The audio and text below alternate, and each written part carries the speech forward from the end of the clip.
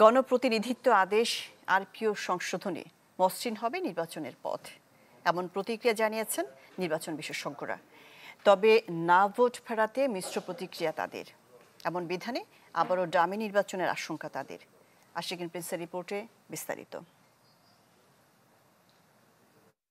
দেশে নির্বাচন পরিচালনার জন্য যতগুলো আইন আছে তার মধ্যে মূল আইন হলো গণপ্রতিনিধিত্ব আদেশ বা আরপিও। 1972 সালে প্রণয়ন করা এই আদেশ পরিবর্তন হয়েছে বেশ কয়েকবার। এই আদেশটি পরিবর্তনের জন্য আবারও উদ্যোগ নেওয়া হয় বর্তমান সরকারের আমলে। সোমবার প্রতিনিধিত্ব আদেশ সংশোধনী চূড়ান্ত করেছে নির্বাচন কমিশন, যার অনেকগুলোই বিগত দিনে আওয়ামী লীগ সরকার পরিবর্তন করে।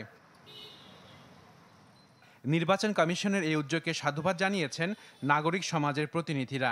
তারা বলছেন এর ফলে নির্বাচন সুষ্ঠু হবার পথ মসৃণ হবে।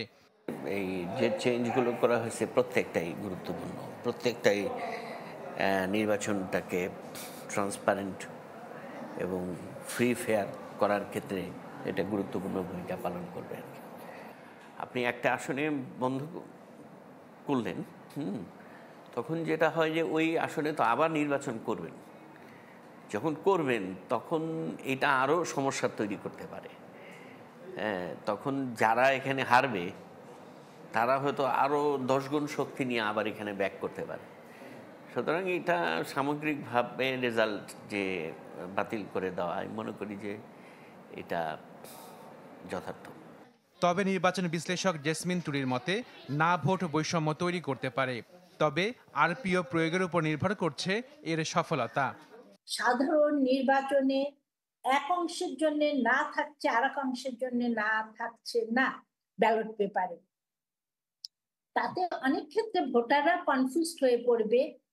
না ভোট থাকবে জানলে ওই প্রার্থী বিনা প্রতিদ্বন্দ্বিতায় যার হওয়ার কথা তিনি একজন ডামি, এক বা একাধিক ডামি ক্যান্ডিডেট দাঁড় করায় ফেলবে। তাতে নির্বাচনের গ্রহণযোগ্যতা অনেক মাত্রায় প্রশ্নের মুখে পড়ে যাবে। বিশ্লেষকদের মতে নির্বাচনী পরিবেশ এমন হওয়া উচিত যাতে প্রতিদ্বন্দ্বিতা তৈরি হয়, প্রার্থীরা যেন নির্ভয়ে নিজের মনোনয়ন দাখিল করতে পারেন। Ashikin Prince, channel 24, Dhaka.